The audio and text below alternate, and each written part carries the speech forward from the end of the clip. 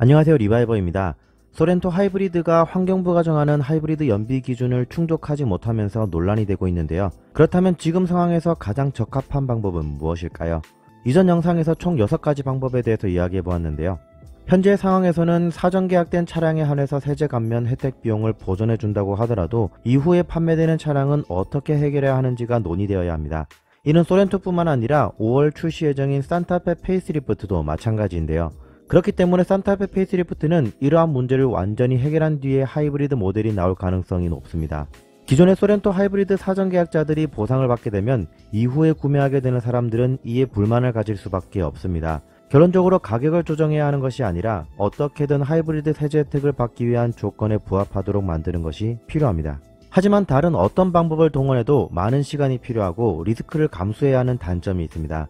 그렇기 때문에 현 시점에서 가장 합리적인 방법은 6번째인 환경부 에너지 소비 효율 기준을 조정해달라고 요청하는 것입니다. 시대의 흐름에 따라서 당연히 이러한 연비 기준은 더 높아져야 하는 것이 맞습니다. 하지만 이러한 연비 기준이 단순히 엔진의 용량으로만 구분하게 된다면 제조사 입장에서는 규제로 인해 기술 개발에 대한 장벽에 부딪히게 되는 것이죠.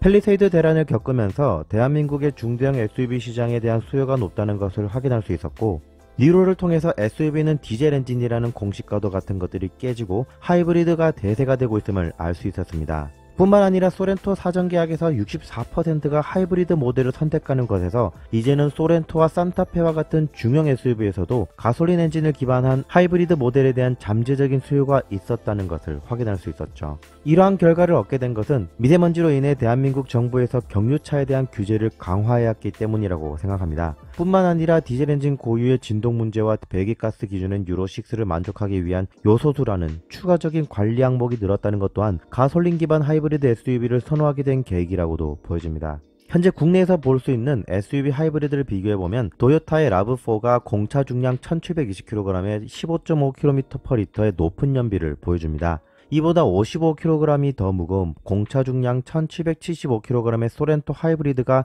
15.3km/L의 연비를 보여주고 있는데요.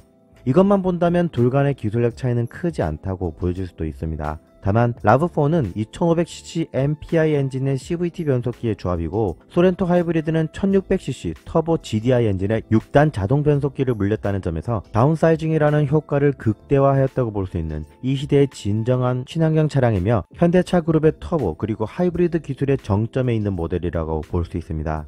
특히 라브4는 그 크기에 비하면 굉장히 무거운 편인데요. 소렌토 하이브리드의 크기가 렉서스 RX450H와 NX300H 사이에 있으며 특히 RX450H에 비해 소렌토는 전장은 짧지만 휠베이스는 오히려 더 길다는 점, 그리고 하이브리드임에도 불구하고 1800kg이 되지 않는 무게를 가졌다는 것은 대한민국 브랜드로서도 진정 자랑스러워할 수 있는 기술 수준이라고 생각합니다.